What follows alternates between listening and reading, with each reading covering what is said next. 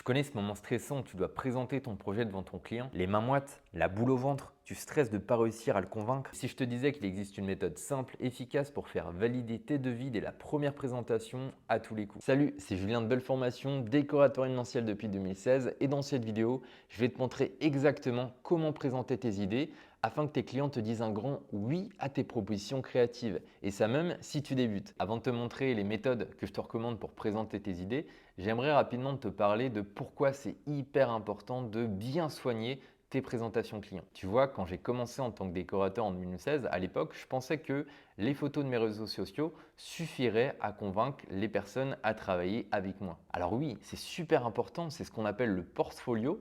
D'ailleurs, commence par ça et quelques photos sur ton profil de tes réseaux sociaux. Montre et gagne en crédibilité. Tu pourras retrouver une vidéo à ce sujet sur la chaîne. À ce stade-là, lorsque le prospect, donc la personne qui est intéressée par une décoratrice événementielle, elle tombe sur ton profil, elle aime beaucoup les photos, elle va aller te contacter en privé ou soit te téléphoner pour connaître tes services et voir ce que tu peux lui proposer. Et c'est là que ça commence. Bon là, qu'est-ce que tu dois faire lorsqu'une personne te contacte? Tu dois savoir certaines informations afin de lui proposer des idées, un devis, etc. Quelle couleur, quel thème, combien de personnes, quel poste de décoration. Ça, ce sont des informations obligatoires pour pouvoir commencer à proposer des idées et vraiment comprendre aussi ce que souhaite le prospect. Je te prends un exemple pour que ce soit un petit peu plus visuel. Une personne te contacte et elle te dit « Je souhaite que vous créez une décoration pour l'anniversaire d'1 an de ma fille pour une quarantaine de personnes. » Donc je pense que tu es d'accord, on ne va pas aller loin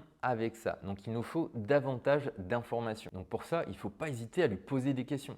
Voilà, découvre davantage ce qu'elle souhaite. C'est super important pour ensuite lui faire la proposition et visuellement que ça lui plaise également. Donc cette partie-là est super importante. Tu peux soit la DM par exemple et lui répondre sur Instagram. Tu peux également lui téléphoner, envoyer des audios par WhatsApp. Le but c'est vraiment, tu vois, de comprendre et d'avoir le plus d'informations possible pour ensuite lui présenter tes idées et donc correspondre à ce qu'elle souhaite. Ok, après quelques minutes d'échange et de photos partagées, on sait maintenant qu'elle souhaite le faire à l'extérieur en juin, dans son jardin, et que ça soit une décoration autour de la couleur rose plutôt crème. Elle veut qu'on se charge de la décoration de table, d'un buffet de friandises, et elle imagine une partie arche de ballon ou coin photo autour de la piscine. Bon là tu vois, à ce stade, avec ces informations, comparées au début, on va pouvoir commencer à imaginer certaines possibilités créatives. Et tu vois, c'est là que la présentation de l'idée de ton projet va faire toute la différence. Pourquoi? Premièrement, ça montre direct ton professionnalisme. Tu vois, quand tu arrives avec une présentation claire qui reprend tous les éléments qu'on vient de voir, le lieu, les couleurs, les différents espaces, ton client elle se dit waouh, elle a vraiment compris ce que je voulais. Deuxième point important, la confiance du client. Imagine pour l'anniversaire dont je te parlais, tu montres une planche d'inspiration avec des couleurs rose crème, les différents postes de décoration qu'elle souhaitait, décoration de table, également l'espace autour de la piscine, ça montre ton professionnalisme. Ton client, il voit direct que tu n'as pas juste écouté, mais que tu as déjà commencé à réfléchir créativement à son projet. Troisièmement, et ça complète les points précédents, ça renforce ton image de marque. C'est comme avoir une belle vitrine, ça donne envie au client d'aller plus loin avec toi. Et dernier point, c'est très visuel pour le client, ça va le rassurer, il va comprendre directement de quoi tu parles et en plus de ça, tu vas pouvoir présenter également d'autres idées qui viennent peut-être s'ajouter à ce qu'il voulait de base. Tu vois, par exemple, pour l'exemple de l'anniversaire, pourquoi pas autour de la piscine, en plus de l'arche de ballon, lui présenter par exemple 2 ou 3 backdrops qui viennent compléter la scénographie et vraiment créer un coin photo booth. Et là, il peut te dire, j'adore l'idée, on ajoute 3 backdrops en plus de l'arche de ballon. Et ça, c'est tout bonus pour toi parce que tu augmentes le devis et donc tu gagnes plus d'argent également. Donc maintenant que tu comprends pourquoi c'est important, on va voir ensemble comment créer ces présentations qui font dire oui à tes clients. Alors quel outil tu vas pouvoir utiliser pour ça? Pas de Photoshop, SketchUp ou autre logiciel compliqué et onéreux. Retiens ces deux mots, simplicité et efficacité. C'est pour ça qu'on va utiliser un outil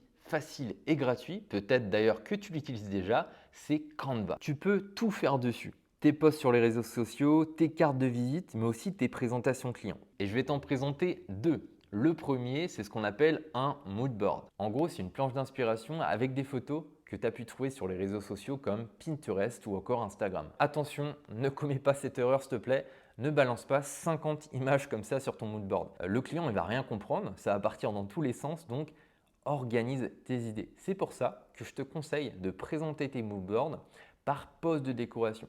Par poste de décoration, j'entends par là un mood board suite table, un mood board décoration de table, un mood board par exemple, photo shoot, arche de ballon, etc. Et comme ça, en fait, tu vas organiser tes idées. Donc, ça va être beaucoup plus simple, tu vois, pour le client, pour comprendre de quoi il s'agit. Parce que lui, encore une fois, il n'a peut-être pas les termes que tu as en tant que décoratrice. Deux astuces rapides. Première, choisis une police simple et pro. Évite les polices un peu fancy, qui sont parfois difficiles à lire. Je te conseille par exemple Montserrat ou Popin, ça marche vraiment à tous les coups. Deuxièmement, très simple mais important, intègre une palette de couleurs à ton mood board. Comme ça, le client il comprend directement de quelle couleur il s'agit au niveau de sa décoration. C'est super important de corréler photo et palette de couleurs pour que ça, encore une fois, que ça ne parte pas dans tous les sens. Tout ce que je te montre dans cette vidéo, on le voit vraiment en détail dans nos formations et programmes d'accompagnement. Tu vois, on a mis même en place des exercices, des corrections en vidéo par rapport à ça.